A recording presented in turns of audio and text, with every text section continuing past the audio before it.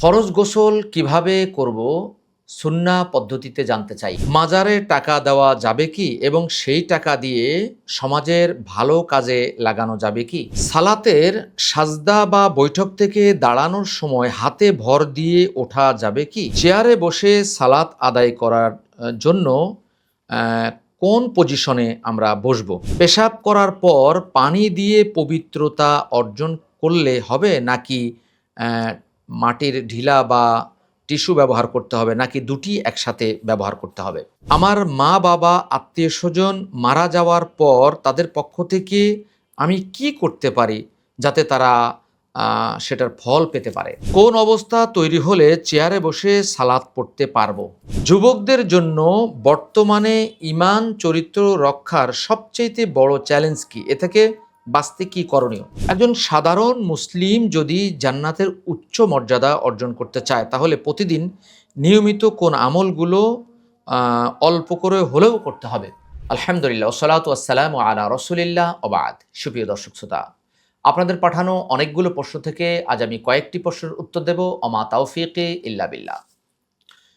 ফরজ গোসল কিভাবে করব সুন্নাহ পদ্ধতিতে জানতে চাই।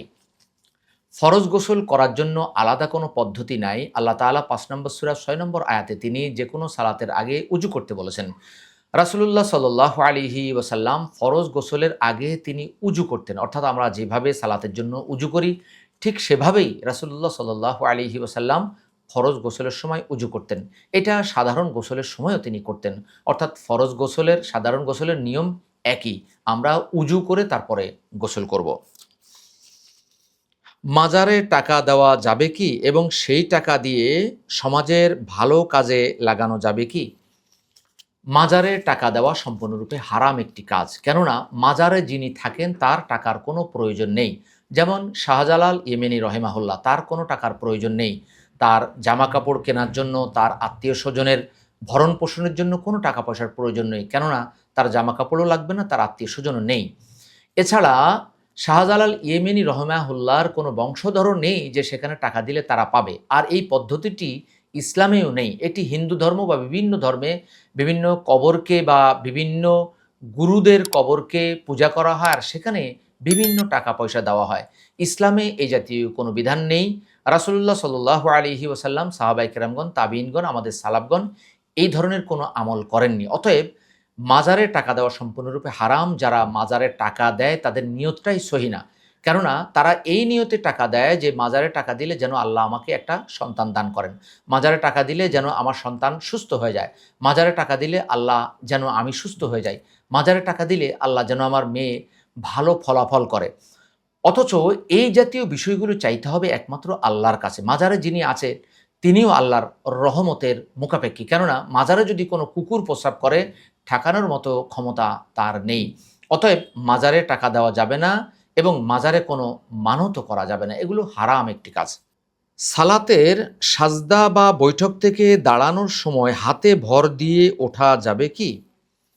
সালাতে আমরা যখন সাজদায় যাব এবং সাজদা থেকে উঠব, এটা দুটি নিয়ম রয়েছে, অর্থাৎ সরাসরি আমরা সাজদায় যেতে পারবো, সাজদা থেকে সরাসরি উঠতে পারবো, অথবা আমরা সাজদায় যাওয়ার সময় হাঁটুর আগে প্রথমে হাত দিব, তারপরে হাঁটু দিব। ওঠার সময় প্রথমে আমরা হাত তুলব, পরে হাঁটু তুলব, অথবা প্রথমে আমরা হাঁটু তুলব, পরে আমরা হাত তুলব। দুটি নিয়মই রয়েছে, অর্থাৎ হানাফি ফিক আগে হাঁটু পরে হাত এবং ওঠার সময় আগে হাত পরে হাঁটু এটাকে সমর্থন করে। অন্যান্য ফিক সাজদায় যাওয়ার সময় প্রথমে হাত পরে হাঁটু এবং ওঠার সময় আগে হাঁটু পরে হাত।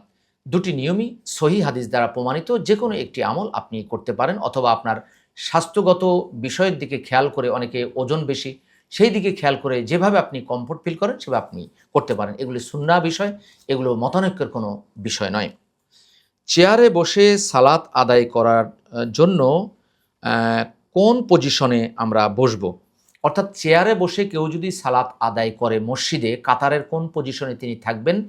মূলত চেয়ারে বসে যদি আমরা সালাত আদায় করি, কাতারের কোনো পজিশনেই আমরা বসতে পারবো না, কেননা যদি আমরা কাতার যেই বরাবর দাঁড়াই ওই বরাবর যদি আমাদের চেয়ারকে নেই তাহলে আমাদের পা অনেক সামনে চলে যায়।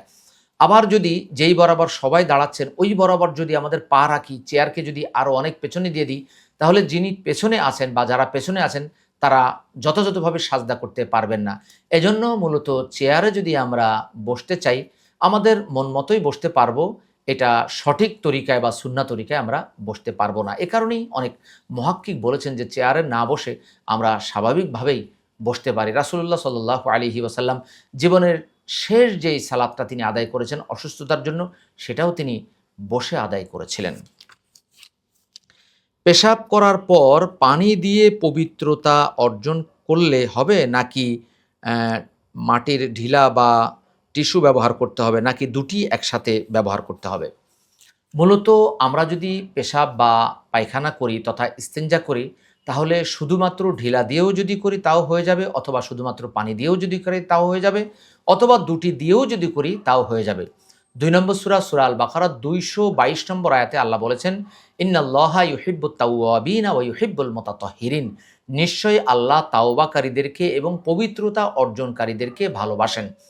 এই পবিত্রতা অর্জনকারীদের ব্যাখ্যায় অনেকে বলেছেন যে পবিত্রতা অর্জনের সময় যারা ঢিলা কুলুপ এবং তার সাথে পানি ব্যবহার করে, কেননা আমরা যদি ঢিলা কুলুপ ব্যবহার করি, ঢিলা কুলুপেরও একটা ময়লা সেখানে থেকে যায়। এজন্য ঢিলা কুলুপ এবং পানি যদি ব্যবহার করি পুরোটাই পরিষ্কার হয়ে যায়। আমরা যদি টিস্যু ব্যবহার করি, অনেক সময় টিস্যুর কেমিক্যালও সেখানে লেগে থাকে বা লেগে থাকতে পারে। তাহলে আমরা যদি টিস্যু ব্যবহার করে এরপরে পানি ব্যবহার করি তাহলে হয়ে যাবে। অনেকেই মনে করেন যে এটা ব্যবহার করা এটা হচ্ছে অপচয়, অপব্যয়। মূলত অপচয়, অপব্যয় এটা না। কেননা আমি অধিক পবিত্রতার জন্য এটা করছি। অপচয়, অপব্যয় বলা হয় ওটাকে যেটা কোনো ফল বা কোনো উপকার আমাদেরকে দেয় না। আর আমরা যদি টিস্যু এবং পানি একসাথে ব্যবহার করি, আমাদের মনের সন্দেহ দূর হয় এবং টিস্যুর যে কেমিক্যাল থাকে, অনেক সময় টিস্যু গলে গিয়ে প্রস্রাব পায়খানার রাস্তায় লেগেও থাকতে পারে। এই জিনিসটা থেকে আমি মুক্ত হতে পারি বা বিভিন্ন রোগ ব্যাধি থেকেও আমি মুক্তি লাভ করতে পারি। আমার মা বাবা আত্মীয়স্বজন মারা যাওয়ার পর তাদের পক্ষ থেকে আমি কি করতে পারি যাতে তারা সেটার ফল পেতে পারে? কারো আত্মীয়স্বজন বা মা বাবা যদি মৃত্যুবরণ করে, রাসূলুল্লাহ সাল্লাল্লাহু আলাইহি ওয়াসাল্লাম বলেছেন যে তাদের জন্য তোমরা ক্ষমা প্রার্থনা করো এবং তাদের জন্য তোমরা দান সদাকা করো। আমরা যেটা করি, কুলখানি করি, তাদের জন্য ৩ দিনা করি, ৪০ করি, এটা মূলত ইসলামের কোনো বিধান নয়। ৭৬ নম্বর সূরা ৯ নম্বর আয়াতে আল্লাহ বলেছেন যে তোমরা মানুষকে খাবার খাওয়াও। যারা মানুষকে খাবার খাওয়ায় তারা বলে আমরা তোমাদের জন্য খাবার খাওয়ালাম, আমরা কোনো শুকরিয়াও চাই না, কৃতজ্ঞতাও চাই না। অর্থাৎ শুধুমাত্র আল্লাহর জন্য আমরা খাবার খাওয়াবো, কোনো উপলক্ষ করে নয়। তাহলে আমরা যে মৃত ব্যক্তিকে উপলক্ষ করে খানা খাওয়াই, এটাও ইসলামের কোনো বিধান নয়। তবে আমরা নিয়ত করে কাউকে খানা দান করতে পারি, কিন্তু সেটা বিষয়টা এরকম না যে ২-৪-১০ গ্রামকে একসাথে দাওয়াত দিয়ে গাড়ি বিক্রি করে, জমি বিক্রি করে বা আমাদের গাছ বিক্রি করে আমরা একটা রসম পালন করছি। রসম হিসাবে এটা নাজায়েজ। কিন্তু কাউকে যদি আমরা দান হিসাবে কোনো খাদ্য দান করতে চাই, আমার মা বাবা, মৃত মা বাবার নামে বা মা বাবার পক্ষ থেকে মা বাবার ওসিলায় বা মা বাবাকে সওয়াব পৌঁছানোর জন্য টাকা দিতে পারি বা যদি খাদ্যও দিতে পারি, সেটা জায়েজ আছে। কিন্তু কুলখানি নামে বা ৪০ নামে আমরা যেটা করি, এটা সম্পূর্ণরূপে অন-ইসলামিক। এটা একটা কাজকর্ম, এটা থেকে আমাদেরকে বিরত থাকতে হবে এবং দূরে থাকতে হবে। কোন অবস্থা তৈরি হলে চেয়ারে বসে সালাত পড়তে পারবো? যদি এমন অবস্থা তৈরি হয় যে আমি বসতে গেলে, হাঁটু ভাঁজ করতে গেলে আমার কষ্ট হয়, বা কোনো ভালো ডাক্তার, আমানতদার ডাক্তার, ইমানদার ডাক্তার যদি বলেন যে আপনি স্বাভাবিকভাবে না বসে একটু উঁচু চেয়ারে বা উঁচু কোনো জায়গায় বসেন, যেমনিভাবে রমাদানের সময় কোনো ভালো ডাক্তার বা আমানতদার ডাক্তার যদি বলেন, ইমানদার ডাক্তার যদি বলেন যে আপনি সিয়াম পালন করবেন না, এতে আপনার জীবনের আশঙ্কা রয়েছে, ঠিক তেমনিভাবে কোনো যদি ইমানদার ডাক্তার বলে থাকেন যে আপনি চেয়ারে বসে সালাত আদায় করবেন, তাহলে সেটা জায়েজ আছে। আর রাসূলুল্লাহ সাল্লাল্লাহু আলাইহি ওয়াসাল্লাম উটের পিঠে নফল সালাতগুলো আদায় করতেন এবং ফরজ সালাতের সময় তিনি নিচে নেমে আসতেন। কিন্তু বর্তমানে আমাদের রোগের সংখ্যা অনেক বেড়ে গিয়েছে এবং বিভিন্ন সময় আমাদের বিভিন্ন অ্যাক্সিডেন্টের কারণে আমরা দাঁড়াতে পারছি না বা সেভাবে বসতে পারছি না।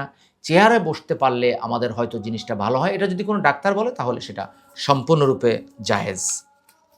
যুবকদের জন্য বর্তমানে ঈমান চরিত্র রক্ষার সবচাইতে বড় চ্যালেঞ্জ কি? এ থেকে বাঁচতে কি করণীয়?